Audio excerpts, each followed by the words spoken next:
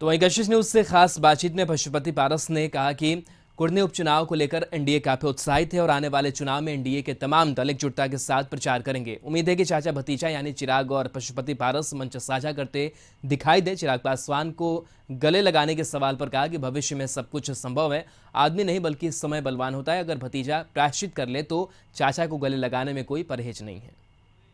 कुर्नी विधानसभा उपचुनाव को लेकर तमाम पार्टियां अपनी तरफ से तैयारी कर रही है और राष्ट्रीय लोक जनशक्ति पार्टी भी एनडीए का समर्थन करेगी। हमारे साथ केंद्रीय मंत्री पशुपति पारस जी। सर, कुर्नी उपचुनाव को किस रूप में देखते हैं? लगता है कि कुर्नी में भी एनडीए प्रत्याशी की जीत जो है वो तय मानी जा रही है? 100% चुनाव हम जीतेंगे। देखिए, एनडीए गठबंधन के हम पार्ट हैं और एनडीए गठबंधन की जीत निश्चित रूप से होगी। आज संभवतः शाम तक में उम्मीदवार के नाम का ऐलान हो जाएगा। फिर हमारी पार्टी जो हमारा दलित सेना है, हमारा मेन पार्टी है, हम लोग सब वहाँ कैंप करेंगे। तन मन धन से एनडीए गठबंधन का जो उम्मीदवार होगा उसको हम लोग जिताएंगे।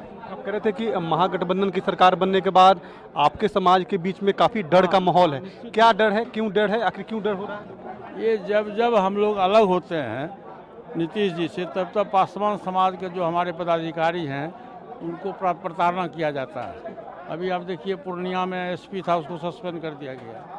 जितने भी लोग हमारे पासवान समाज के लोग डीएसपी थे, सिविल एसडीओ थे, जो अच्छे पद पर थे, सबको हटा के सबको सेंट्रिंग पोस्ट में दिया गया है। तो ये गलत परंपरा है। सरकार किसी की भी हो, जाति के आधार पर समाज को नहीं बांटना चाहिए।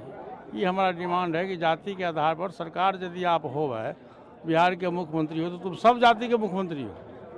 अब उसमें बाइफरकेट करना कि ये दलित है, ये महादलित है, ये पासवान है, तो ये है, ये सरकार की नीति गलत।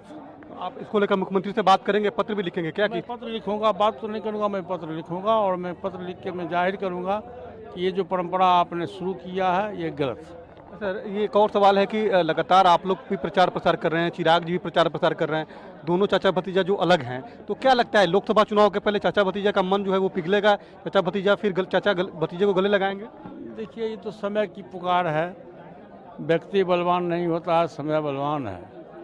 और भतीजा प्रायश्चित करे तो क्या दिक्कत है, लेकिन प्रायश्चित तो करना पड़ेगा। आपने जो गलती किया है तो प्रायश्चित आपको करना पड़ेगा।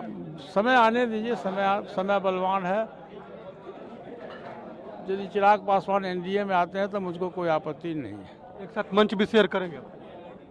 यदि एनडीए में आएगा तो देखा जाएगा। मुझे लगता है कि चाचा का मन जो है पिघल रहा है। नहीं, ऐसी बात नहीं है। जब एनडीए के पार्ट वो बनेंगे तो फिर देखा जाएगा, भविष्य देखा जाएगा। बिल्कुल, चिराग पासवान के एनडीए में एंट्री को लेकर भी पशुपति पारस ने साफ तौर पे कहा है कि अगर एनडीए में वो आते हैं तो हम सभी नेता जो है और चिराग पासवान का भी स्वागत करेंगे, लेकिन चिराग पासवान को प्रायश्चित करनी होगी। कैमरा के साथ उनीश कुमार, कशिश न्यूज, पटना।